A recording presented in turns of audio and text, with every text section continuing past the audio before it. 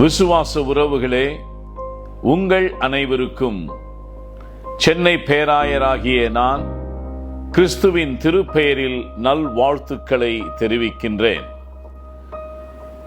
24ஆம் தேதி டிசம்பர் மாதம் சென்ற ஆண்டு கிறிஸ்துமஸ் பண்டிகைக்கு ஆயத்தப்பட்டு கொண்டிருந்த பல பேர் தாக்கப்பட்டார்கள்.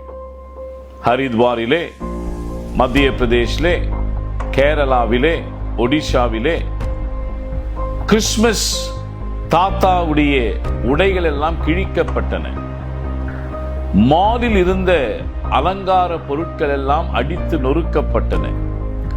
பார்வையற்ற ஒரு பெண் கிறிஸ்துமஸ் தாத்தா குல்லாவை போட்டிருந்த போது அந்த பெண்மணி தாக்கப்பட்டார்கள். இப்படி கிறிஸ்தவர்கள் கிறிஸ்து பிறப்பின் பண்டிகையை கொண்டாட ஆயத்தப்பட்ட நாளிலே அடித்து நொறுக்கப்பட்டு மத சுதந்திரம் பறிக்கப்பட்ட ஒரு சூழமைவை நாம் படித்தோம், தொலைக்காட்சியிலே பார்த்தோம். இந்திய தேசம் ஜனநாயக நாடு, மத சார்பின்மையை கொண்ட நாடு. இந்த மத சுதந்திரத்தை பறிப்பதற்கு யாருக்கும் உரிமை கிடையாது. இந்த மத சுதந்திரம் பல இடங்களிலே பறிக்கப்பட்டு மற்ற மக்கள் தாக்கப்படுகின்ற பொழுதெல்லாம் கண்டிப்பாக நாம் இதற்காக நிற்க வேண்டும்.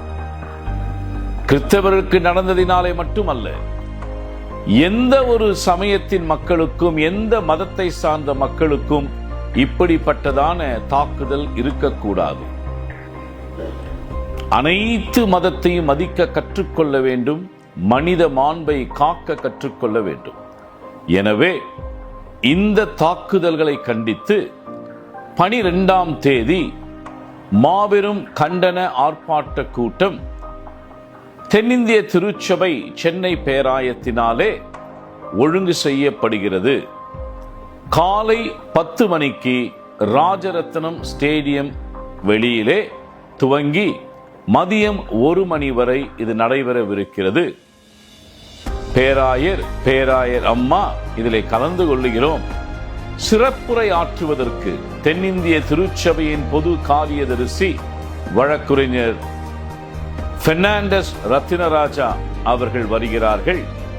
அது மட்டுமல்ல, திருமிகு சுப வீரபாண்டியன் அவர்கள் வருகிறார்கள், நிறுவனர் திராவிட இயக்க தமிழ் பேரவை.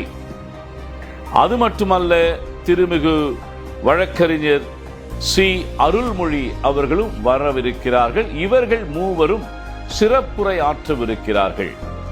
எனவே திருச்சபையின் மக்கள் திரளாக நீங்கள் கலந்து கொண்டு இந்த மனித உரிமை மீறலையும் மத சுதந்திரத்தை அழித்துக் கொண்டிருக்கின்ற சூழமையையும் கண்டித்து இந்த கண்டன ஆர்ப்பாட்டத்தில் கலந்து கொள்ள உங்களை அழைக்கின்றோம். அனைவரும் வாருங்கள், குரல் கொடுங்கள். நாம் இந்த கண்டன ஆர்ப்பாட்டத்திலே கலந்து கொண்டு சிறப்பிக்க அனைவரையும் அழைக்கின்றேன். 4 சக்கர வாகனம் வேன்ல வருகிறவர்கள் வேன் டிரைவரை நம்முடைய யோவான் ஸ்நானகன் ஆலயம் எழும்பூரில் இருக்கின்ற அந்த வளாகத்திலே அவர்களை பார்க் பண்ண சொல்லி நாங்கள் கேட்கின்றோம்.